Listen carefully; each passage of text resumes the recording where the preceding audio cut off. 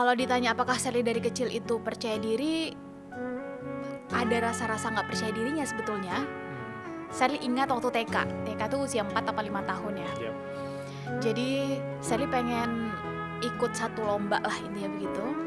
Dan justru orang tua yang nggak yakin bahwa emang iya kamu mau ikut gitu. Tapi ya udah, kalau Sally udah yakin. Jadi ada part yang Sally pikir memang setiap orang itu cukup confident sampai ada titik di mana mungkin lingkungan yang mematahkan. Nah, ada juga tipikal orang yang dibentuk. Nah, long story short, akhirnya dari situ Sally belajar bahwa orang pertama dan terakhir yang harus percaya pada diri kita ya diri kita. Bukan lagi orang tua, bukan lagi mungkin ada orang yang beruntung dikelilingi oleh orang-orang yang fair gitu ya, yang suportif, benar-benar, salah-salah, nggak neko-neko. Tapi sekalipun kita nggak dikelilingi sama orang-orang kayak gitu, tetap jadi tanggung jawab kita untuk yakin dengan apa yang kita targetkan, cita-citakan. Nah, kembali ke pertanyaan Bilal, itu tuh dibentuk apa terlahir? Menurut Sally, confident itu bisa jadi sudah ada pada diri bagi sebagian orang, tapi besar kemungkinan dia akan semakin menebal ketika dia dibentuk, dijaga. Jadi ibarat tanaman ya, dia harus dijaga, ditaruh di sinar yang tepat, di posisi yang tepat, dapat sinar yang pas, dapat unsur hara dari tanah yang oke, maka pohon itu akan tumbuh subur. Maka confident itu juga gitu sih menurut saya. Nah, mungkin sampai usia-usia tertentu orang tua punya andil ya, sampai usia anak, misalnya sebutlah sampai 14 tahun, 15 tahun. Tapi setelah itu bagaimana kita menempatkan diri di lingkungan, bagaimana kita menaruh mindset kita sendiri, itu menurut saya penting. Nah, Sally berasal dari daerah Bilal, tadi kan Bilal udah sampaikan. Dan Sally harus akui bahwa ada gap memang yang terbentuk dalam mindset anak daerah. Sally bukan bilang bahwa anak daerah itu kemudian gak pede, enggak ya Bil. Tapi sama-sama punya skill dan kapabilitas yang boleh jadi baik sama baiknya. Cuma mindsetnya udah terbentuk bahwa wah, kita tidak cukup beruntung, wah kita tidak cukup dekat dengan akses informasi, dan seterusnya. Nah, gap ini yang belakangan Sally sadari dengan adanya IoT, dengan kita memasuki industri 5.0, itu menurut Sally mulai borderless sih, udah mulai memberikan akses juga kepada, dalam tanda kutip, anak-anak daerah untuk bisa akselerasi ke titik yang mereka inginkan.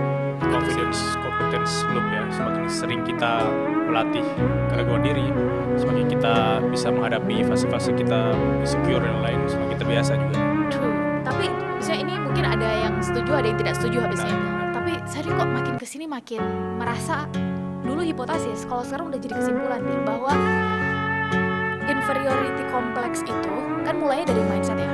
Itu tuh secara nggak langsung diturunkan dari satu lembaga informal yang kita sebut sebagai keluarga. Mungkin kita nggak sadar, tapi cara kita diperlakukan di masa-masa, sebutlah mungkin 7 tahun pertama kehidupan kita, atau mungkin 14 tahun pertama kehidupan kita, kan kita nggak bisa minta pada Tuhan. Ya Tuhan, aku mau lahir di wilayah A misalnya, kita nggak bisa minta. Nah, bagaimana itu dibentuk secara turun-temurun, itu membentuk cara kita berpikir. Dan lembaga informal pertama yang membentuk mindset kita adalah keluarga. Dan perempuan dalam hal ini, mungkin lewat podcast ini saya pengen sekaligus menyampaikan, perempuan itu mau gak mau di timur maupun di barat ternyata sama, adalah sekolah pertama bagi anak-anaknya. Jadi sebelum akhirnya mindset itu diturunkan nantinya kepada anak, maka kita dulu yang harus percaya pada diri kita. Gelas kita dulu yang diisi, baru kemudian kita bisa pour, kita bisa menuangkan isi gelas kita ke lingkungan atau mungkin ke anak kita, ke keluarga kita. Maka ini tugas kita para perempuan untuk hari ini berani selesai dengan diri sendiri, berani melihat sebetulnya kita punya trauma apa sih di masa lalu yang membuat kita mungkin jadi gak pede, kita punya potensi apa sih yang harus kita coba bongkar dalam diri. Mungkin selama ini kitanya aja yang gak berani keluar dari zona nyaman, atau kita aja merespon masalah dengan cara yang kita terbiasa dengan itu. Padahal sebenarnya bukan itu cara terbaik. Makanya ada satu quotes itu kayak 2 minggu yang lalu sih Bil, salah seorang teman itu mengingatkan Sally bahwa kurang lebih quote-nya bunyinya kayak gini. Kadang-kadang cara terbaik untuk bisa sampai di titik tertentu adalah dengan menempatkan dirimu pada posisi yang kamu gak punya opsi lain untuk melakukan Nah kalau kita kadang-kadang, perempuan kan dominannya perasaan kan. Maksudnya ini bukan kemudian wah perempuan dibeda-bedain, enggak. Iya, iya. Tapi memang fitrahnya perempuan itu dominannya perasaan, laki-laki itu logika.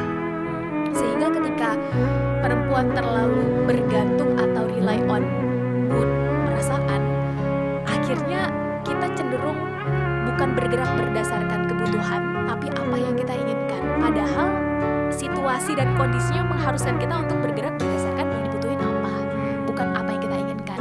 Nah, bisa jadi akhirnya Tuhan naruh kita di posisi yang udahlah Sar, kamu kalau dibiarin terus bergerak berdasarkan keinginan lama banget nih nyampainya.